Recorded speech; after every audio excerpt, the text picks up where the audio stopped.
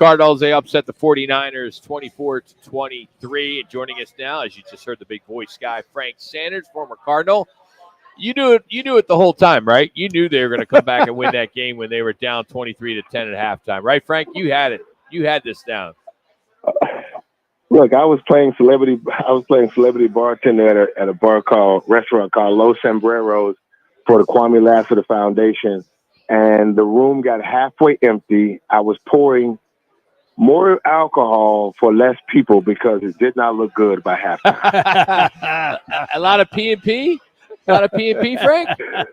It was some P&P, some T&T, and anything else that was going down free. That is awesome. And so what was your go-to drink? I mean, what did you make the most or pour the most? You know what? Typically, the specialist, because it's the Kwame Lasseter Foundation, they typically have Kwame's favorite. One of Kwame's favorites was, of course, it was alcohol. In the liquor version, it was Crown and Coke. If it was wine, it was Meomi, excuse me. And but for me, it was the tequila Cadillac margaritas that they serve well over at Los Sombreros. Wow. So you had to celebrate when you saw this comeback, and to see Kyler run like he ran, which I think a lot of Cardinal fans have been hoping for him to do. What was your overall takeaway? Because this was a game that I think most people had as a W, at least through the first half they did too. Yeah, I know. I definitely thought the game was a great game played. 4 quarters of football. My takeaways is that your playmakers got to be the team your playmakers got to make plays to be the team that got a bunch of playmakers on it. And the Cardinals did that. When you look at our playmakers and the guys that went out and made plays between, JC running the ball and being physical, the offensive line, really doing a very good job against their defensive front. Our defense was very physical versus their defense. I mean, it went blow for blow, but when you look at playing 4 quarters of football, at the end of the day, Rock, that's basically what it was. The Cardinals played 4 quarters of football really in a way we haven't seen them play. They had 19 for 22 first downs. That in itself was crazy. They only had 1 penalty for 5 yards. That's typically not a Cardinals football team.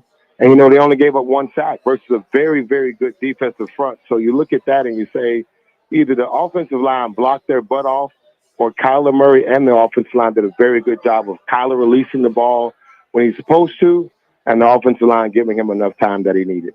Frank Sanders is our guest on the Right Toyota guest line. Frank, the loss of Will Hernandez on the offensive line, he's done for the year with a knee injury. How is that going to impact the right side of that offensive line? The conversation about Will Hernandez is that he's a brute. He likes to fight. He's aggressive. And typically when I watch our running backs, our running game, it's typically coming off the right side because you got a big guy and a big guy that loves to move bodies, and Will Hernandez. That's going to be a big hurt.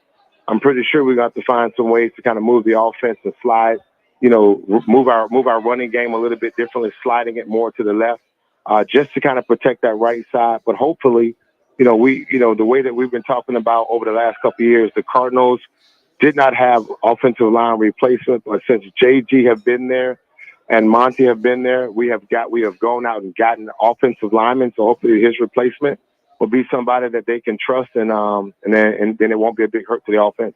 Frank Sanders joining us here on Fox Sports 910. Let's talk about James Harrison Jr., 2 receptions, 36 yards. He was targeted 7 times. He had that big 14-yard catch late in that fourth quarter on 4th down when the Cards were down, which was a huge a catch. How much where do I go with this? Because I just think they're not utilizing him more, and I think we all agree on that. What needs to happen? Is it just fans need to be patient right now and just let this kid grow up?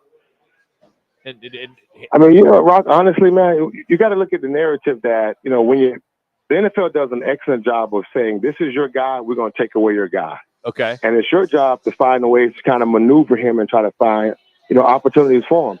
Some games he's going to have big games against, teams that where, they think we can go man on man and match him up. But then there's other teams that realize we better double team him and then let our front four put pressure on the quarterback and make everybody else beat us. Well, that was primarily the game yesterday, which is to really try to take Marvin out of the game plan. And they did for the most part. He got some opportunities and they threw balls to him. But, again, we're talking about an NFC championship team that's over there with some defensive players, some defensive backs that can play. So that's just what happens when you play good teams. They're going to try to do everything in their power to take away his control.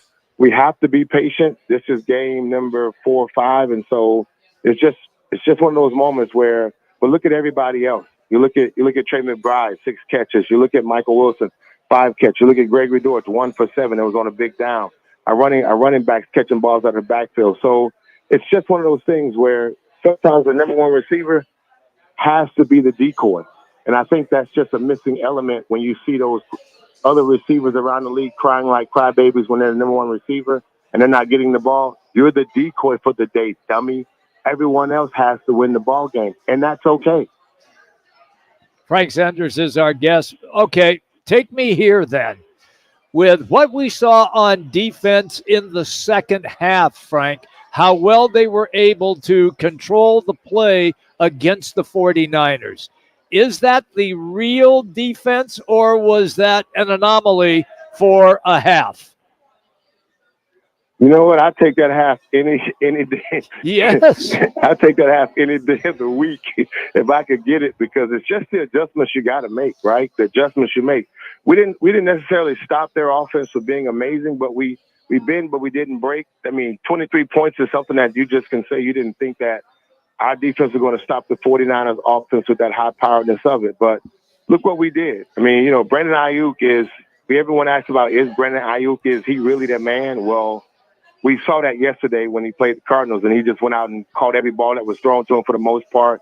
He went out and made plays. But look at our defense. They didn't give up the big play, which is more important. And that when it came time to make a play, they did. And that was something that, you can be proud about. I don't know if this is something we'll see every week. I hope it is.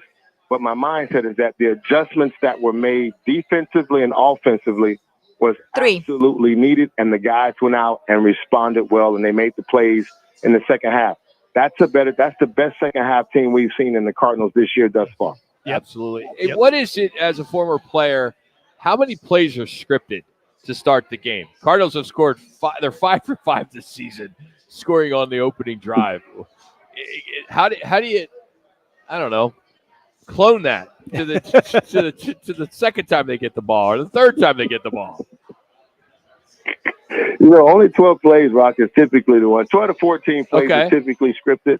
That's about it. And out of that scripted play, you probably get maybe 3 first down plays, 2 second down plays, 3 or 4 third down plays. And then you get red zone and, oh my gosh, why the hell we 3rd and 14 or 3rd and 34 plays? That's just, maybe 1 or 2 of those plays. But when your offense is rolling, as the offense coordinator is scrolling down the sheet in the script, he's looking to see what the defense is giving him. And again, when you look at our team on paper, the only name you really have to fear is Kyler Murray. Everyone else offensively, you still know that Marvin Harrison is a good receiver, but not proven yet. Michael Wilson is the same. Trey McBride, he's in his second year. I mean, he's a tight end, but you don't have to be. He's not a George Kittle when it comes to the name recognition and production. So the small thing about it is most teams come out, they probably give them the most basic defense, and they just want to see what the Cardinals are going to do. Well, good luck with that, because we know what we want to do, and they do it very well. Like you said, 5 for 5 on the first drive, this season. So hopefully that's how that plays out. But one thing that's beautiful about the NFL is the adjustments that are made by the players on the field in real time, as well as the defensive offensive coordinators across this league. We'll let you go then on this one. In your playing career, did you ever catch a pass at the line of scrimmage and then put your arm up and signal that you were going to the end zone and nobody was going to catch you? Because that's what Kyler Murray did. He was like 2 steps past the line of scrimmage, signaled I'm gone, and he was. You know what? That's our. Imagine that, man. Our quarterback, and everyone calls him short, whatever. One. That's a quarterback just had knee surgery after last year, coming off with some serious knee tearing, He goes to rehab and he comes back. He has his speed. He has his quickness, but the confidence to know that this linebacker will not catch me. I can point my finger up half and half, and in a foot race, I'll get there. Some people call that bragging. I call that confidence. And Kyler knew he wasn't going to get caught. That's our quarterback, man. I like what I'm seeing out of him. I'm hoping that the guy we saw, behind that offensive line, Jimmy B, is a guy that we can trust, that he's going to be able to trust more, because he looked really, really good in his timing and release and how well he got the ball out of his hand without having to do a whole bunch of dancing around in the backfield, waiting to see something. He just trusted it and let it happen. In your prime, could you beat him in a race or not? No, sir. Kyler's got timed at 4.3s. I don't think I can. I think he's lower. I'm not even going to say it. I was going to be joking, Rock. So are you better as a bartender or a golfer? Look, my bartender skills is pretty good, brother. Like I got to get. I've done the celebrity bartending for three times thus far. I get a call back every year to come back, but the other part is I'm pretty talented. I'm a pretty talented guy, Rock. I'm not you, but I'm close to you, but I'm not you. Love you, Frank. Have a good week. Thank you, Frank. You. Love you guys. That's Frank Sanders joining us here on Rock 'Em Manooch with Jimmy B. By the way, an update in the Cleveland-Detroit game. It's been nothing through 8, and then here in the top of the 9th, the Tigers carry Carpenter homers to right field with Jake Rogers and Trey Sweeney on the bags. So they are up 3-0 in the still in the top of the top of the 9th. So Cleveland will get a shot here at the bottom. Are the Detroit Tigers the Diamondbacks of this year? I've heard that scenario. I thought Milwaukee was, but you can make a case for Detroit as well. Yeah. We're out here at the Trophy Bar.